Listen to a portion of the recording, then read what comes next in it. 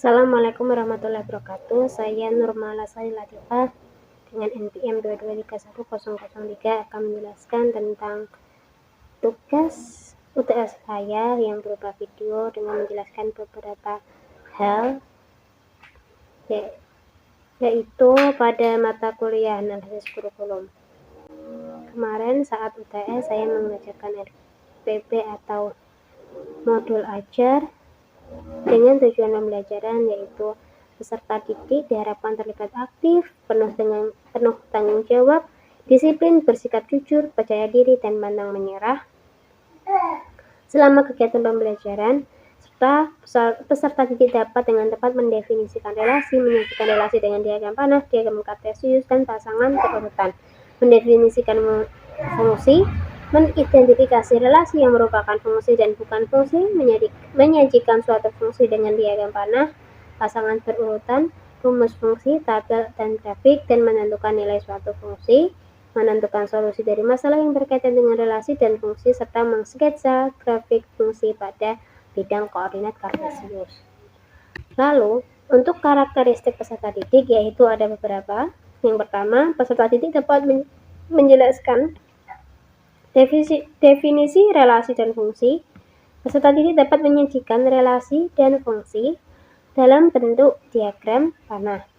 Lalu, peserta didik dapat membedakan relasi dan fungsi. Lalu, peserta didik dapat mengubah informasi yang diketahui dari masalah ke dalam bentuk model pembelajaran.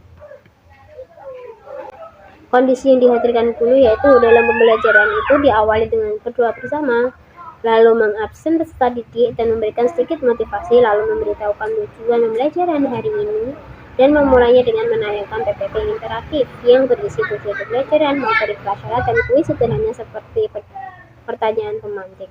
Lalu berlanjut dengan pembagian kelompok yang nantinya setiap kelompok akan mendapatkan LKPD yang akan didiskusikan per kelompoknya, dan hasil diskusi akan dipresentasikan oleh kelompok masing-masing.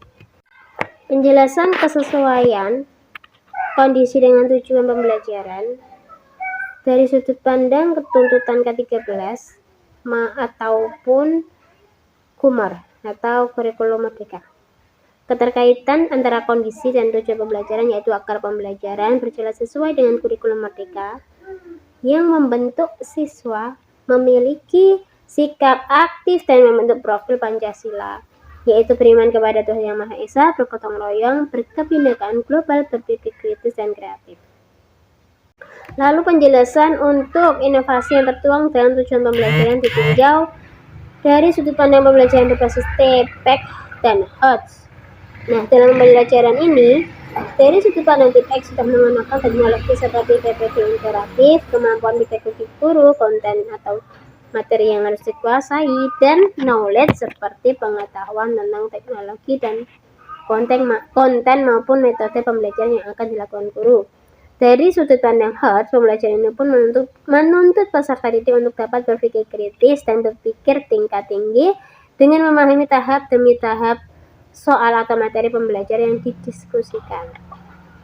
Sekian penjelasan dari saya. Apabila ada salah kata mohon maaf. Wassalamualaikum warahmatullahi wabarakatuh.